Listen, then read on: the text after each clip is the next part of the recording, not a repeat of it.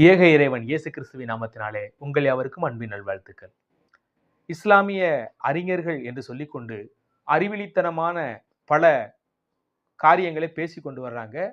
அதுல முக்கியமான நபர் யாருன்னு பார்த்தீங்கன்னா, அந்த ஜாகிர் நாயக் போன்றவங்க. இன்னும் அவருக்கு பின்னால வந்த நிறைய சிஷ்ய பிள்ளைகள், சிஷ்ய கோடிகள் நிறைய பேர் இருக்கிறாங்க.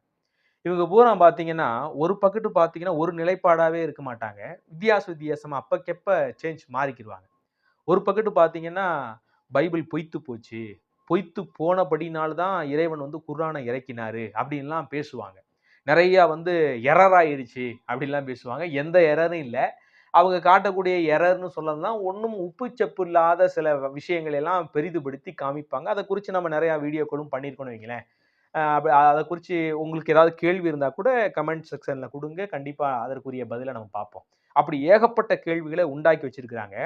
அதுக்கு நம்ம சரியான பதில குடுத்தாலும், அத அப்படியே தள்ளி போயிட்டு, புதுசு புதுசா நெறைய கிறிஸ்தவர்கள தேடி, அவங்களுக்கு இதே குப்பைகள மறுபடியும் திணிச்சு, அவங்கள எப்படியாவது வஞ்சிச்சு ஏமாத்த பார்க்கிற வேலைய தொடர்ச்சியாக இந்த இஸ்லாமிய அறிஞர்கள் என்று சொல்லக்கூடிய அறிவியலிகள் செய்து கொண்டு வர்றாங்க. அதுல முக்கியமா பைபிள் எரர் ஆயிருச்சு அப்படின்னு இவங்க சொல்லிக்கிட்டு, அப்ப அதுக்கு தான் குர்ஆன குடுத்தான்னு சொன்னாலும் கூட, ஆனா இவங்களுக்கு ஆதாரமாக சில வேத வசனங்கள வளைத்து, பாருங்க இந்த வசனங்கள்லாம் முகமது நபிய குறித்து தீர்க்க தரிசனமாக அறிவிக்கப்பட்டுச்சு அப்படின்னு கொஞ்சம் கூட கூச்சம் இல்லாம பொய் பேசுகிற பித்தலாட்டக்காரர்கள் இவங்க.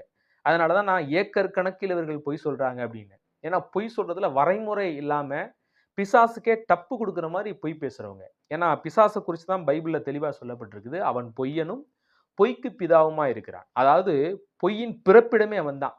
ஆனா அவனை விட அதிகமாக பொய்யிலே புலனாய்வு பெற்றவர்களாக இந்த அறிஞர்கள் காணப்படுறாங்க. அதுல முக்கியமா இந்த ஜாகிர் நாயக் பாருங்க, ஒரு ஒரு வசனத்தை இது பண்ணி என்ன சொல்றாரு பாருங்க. அதிகாரம் 29 வசனம் 12 அது கூறுகிறது, வாசிக்க தெரியாதவனிடத்தில் புத்தகத்தை கொடுத்து, அதாவது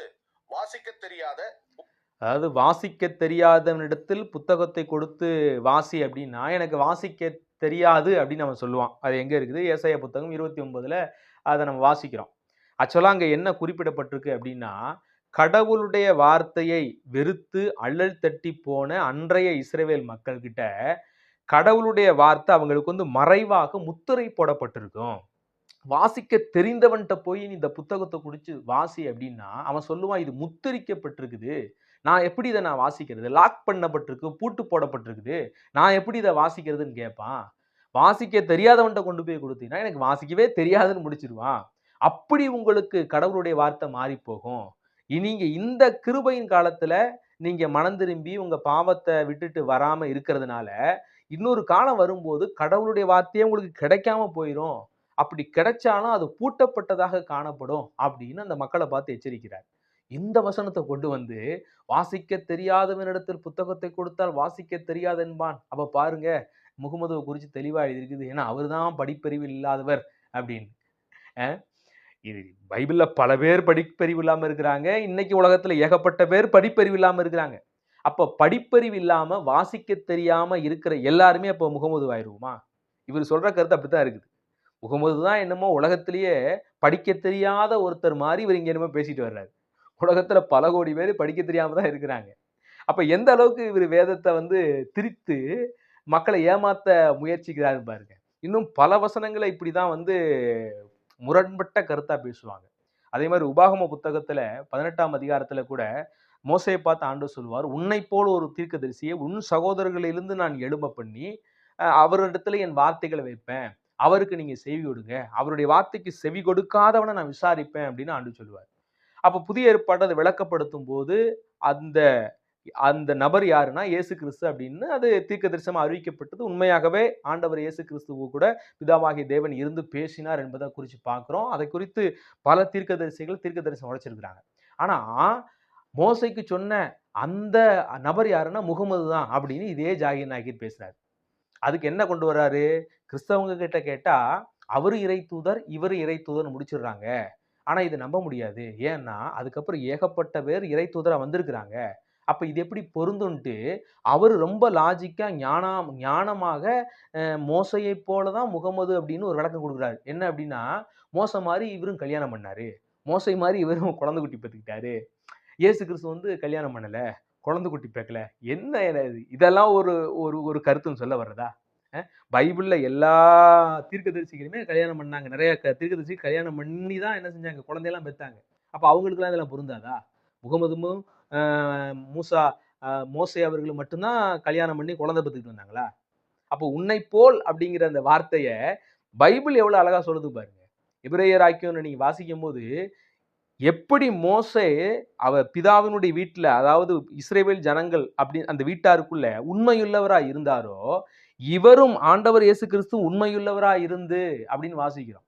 எப்படி மோசே சாந்த சொரூபியாக இருந்தாரோ, ஆண்டவர் இயேசு கிறிஸ்துவும் சாந்த சொரூபியாக இருந்தார். மோசே போய் எங்கேயும் என்ன செய்யல, அ கொப்பளித்து பல தீமையான காரியங்கள மோசே செய்யல. அவர் என் வீட்டில் எங்கும் உண்மை மோசேயைப் போல ஒரு சாந்த சொரூபி இல்லப்பா அப்படிங்கிறார். சிலர் இடத்துல கோவப்பட்டாலும், அன்றைக்கு இருந்த அந்த பெரும் கூட்ட மக்களுக்குள்ள மோசேயைப் போல ஒரு சாந்த சொரூபி இல்ல. அதான் அந்த இடத்துல சரியான விளக்கம். அதே மாரி அவரும் இயேசு கிறிஸ்து உண்மையுள்ளவரா இருந்தார். இதுதான் ஒப்பனையே ஒழிய, கல்யாணம் பண்ணாரு, குழந்தை குட்டி பெத்துக்கிட்டாரு அப்படிங்கிறதெல்லாம் ஒரு ஒப்பனையா இவரு சொல்லிட்டு வர்றாரு. இப்படி பல வசனங்களை இப்படி பொய்யாக பேசி, திரித்து, பாருங்க இங்க தான் இருக்குது. உன்னத பாட்டுல முகமது நபிய குறிச்சு குறிப்பிடப்பட்டிருக்கான். உன்னத பாட்டுல எங்கப்பான்னு கேட்டா, உன்னத பாட்டுல அந்த இடத்துல இன்பமானவர், பிரியமானவர் அப்படின்னு எழுதியிருக்குதாம். அந்த இடத்துக்கு ஒரு மொழிபெயர்ப்புல என்னன்னு வருதாம், முகம்மத் அப்படின்னு வருதாம். இது என்ன ஒரு விளக்கம்னு எனக்கு ஒண்ணும் புரியல. பார்த்து கொண்டிருக்க நீங்க தான் இதுக்கெல்லாம் விளக்கம் சொல்லணும். ஒவ்வொரு மொழியிலயும் சில விளக்கங்கள் இருக்கும். இப்ப நம்ம நாட்டுல தமிழ்ல பிரியமானவன் அப்படிங்கிறோம். இந்த பிரியமானவன்கிற சொல்ல ஒவ்வொரு மொழியிலயும் வெவ்வேறு விதமாக உச்சரிப்பாங்க. எல்லா வார்த்தைகளுமே அப்படித்தான். அப்ப அந்த இடத்துல பிரியமானவன்னா அது பிரியமானவன் தான் அவ்வளவுதான். அத எப்படி முகமது போய் ஓட்டுறது? இன்னும் ஏசாயா புத்தகத்துல வரும்போது, "நீர் என் தாசன், என் அடிமை, எனக்கு பிரியமானவன்" நான் அப்படின்னு ஆண்டவர் சொல்றாரு பார்த்தீங்களா? இந்த வசனத்துல எடுத்து இதெல்லாம் பாருங்க. இது அப்துல்லான்னு பேரு. இது இப்படி பேரு. இது எல்லாமே முகமதுடைய பேரு. அப்படின்னு பாருங்க பைபிள்ல தெளிவா முகமது குறிச்சு எழுதியிருக்கு அப்படிங்கிறாங்க. ம். இப்ப எப்சிபா அப்படின்னா என்ன அர்த்தம்? பிரியமானவள் அப்படின்னு அர்த்தம். இப்ப எப்சிபா அப்படின்னா பிரியமானவள்னா பைபிள்ல சொல்லப்பட்ட பிரியமானவளா அது? ஊர்ல இப்ப எத்தனையோ பேர் எப்சிபான்னு பேர் வச்சிருப்பாங்க. அவங்க எல்லாம் பிரியமானவளா இருக்கிறாங்க. இல்லாட்டி பிரியமானவளா பைபிள்ல சொல்லப்பட்ட பிரியமானவளா மாறிருவாங்களா? அ இப்ப இயேசு கிறிஸ்துவ பத்தி அழகானவர் அப்படின்னு ஒரு இது இருக்குது.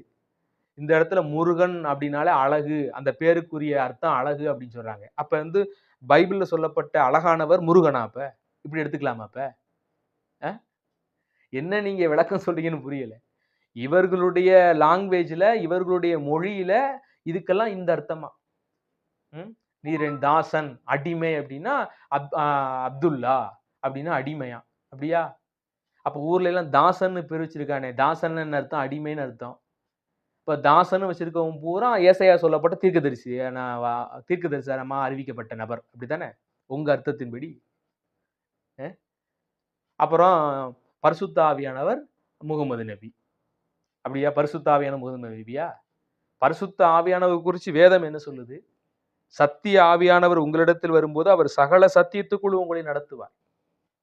எப்படி அவர் சகல சத்தியத்துக்குள்ளும் நடத்துவாராம்? அவர்கள் என்னை விசுவாசியாதபடியினாலே பாவத்தை குறித்து, பரிசுத்த ஆவியானவருடைய முக்கியமான வேலை பாவத்தை குறித்து கண்டித்து உணர்த்துவார். ஏன் பாவத்தை குறித்து கண்டித்து உணர்த்துவார்? இயேசு கிறிஸ்துவை அவர்கள் விசுவாசிக்காதனால. இயேசு கிறிஸ்துவ விசுவாசிக்காத ஒவ்வொருவருக்கும் நியாய தீர்ப்பு இருக்குது. அப்ப இயேசு கிறிஸ்துவ விசுவாசிக்காதனால பாவத்தை குறித்து பரிசுத்த ஆவியானவர் கண்டிப்பார் அப்படின்னு எழுதப்பட்டிருக்கு. இன்னும் பரிசுத்த ஆவியானவர் என்ன செய்வார்ன்னு எழுதப்பட்டு பாருங்க. சத்திய ஆவியாகிய அவர் வரும்போது சகல சத்தியத்துக்குள்ளும் உங்களை நடத்துவார். அவர் தம்முடைய சுயமாய் பேசாமல் தான் கேள்விப்பட்டவைகள் யாவையும் சொல்லி வரப்போகிற காரியங்களை உங்களுக்கு அறிவிப்பார். அவர் என்னுடையதில் எடுத்து உங்களுக்கு அறிவிப்பதினால் என்னை மகிமைப்படுத்துவார். அப்ப இயேசு கிறிஸ்துவிலிருந்து எடுத்து பேசுறவர் தான் பரிசுத்த ஆவியானவர். இயேசு கிறிஸ்துவை பற்றி பேசுறது தான் பரிசுத்த ஆவியானவர். இயேசு கிறிஸ்துவை மகிமைப்படுத்துகிறது தான் பரிசுத்த ஆவியானவர். பரிசுத்த ஆவியானவரை கொடுத்தது யாரு? ஆண்டவராகிய இயேசு கிறிஸ்து. நான் ஆவியினால உங்களை அபிஷேகிப்பேன் அப்படிங்கிறார். பரிசுத்த ஆவியானுடைய பெலன் உங்களுக்குள் வருகிற வரைக்கும் எருசலேமில காத்திருங்கன்னு சொன்னார். அப்ப அன்றைய சீசர்களே பரிசுத்த ஆவியானவர் வரும்படி காத்திருந்தாங்க. ஆனா 600 வருஷத்துக்கு அப்புறம் வந்த முகமது தான் அந்த பரிசுத்த ஆவியானவர். ஏமாத்து பாருங்க. அப்ப சீசர்கள் பூரா 600 வருஷமா காத்துட்டு கிடந்தாங்களோ எருசலேம்ல? அ அன்றைய காலகட்டத்திலே பரிசுத்த ஆவியானவர் வந்துட்டாரு. அவர் வந்து சீஷர்கள சரியான சத்தியத்துக்குள்ள நடத்தினாரு. எதெதெல்லாம் முத்திரிக்கப்பட்டதாக, எதெதெல்லாம் ரகசியமாக பழைய ஏற்பாட்டிலே மக்களுக்கு வெளிப்படாமல் இருந்ததோ, அது எல்லா சத்தியங்களையும் பரிசுத்த ஆவியானவர் வந்து சீஷர்களுக்கும் பிரத்தியோகமாக அப்போஸ்தலனாகிய பவுலுக்கும் அந்த சத்தியங்கள வெளிப்படுத்தினார். இன்னைக்கு இருக்கிற இந்த கூட்டங்கள்லாம் ஏன் பவுல் மேல, சீசர் மேல கடுப்பாறாங்கன்னு அதுதான். ஏன்னா பழைய ஏற்பாட்டுல இருக்கிறதெல்லாம் இவங்க புதிய ஏற்பாட்டுல மாத்தி விட்டுட்டாங்க. ஏன் மாத்தி விட்டாங்கன்னு சொல்றேன் தெரியுமா? அங்க லாக்கா இருந்த எல்லா சத்தியத்தையும் இங்க ரிலீஸ் பண்றாங்க. யாரு? பரிசுத்த ஆவியானவர் ரிலீஸ் பண்றாரு சீஷர்கள் மூலியமாக. அவர்களுக்குள் இருந்த அந்த சத்தியத்தை எல்லாம் வெளிப்படுத்தினாங்க.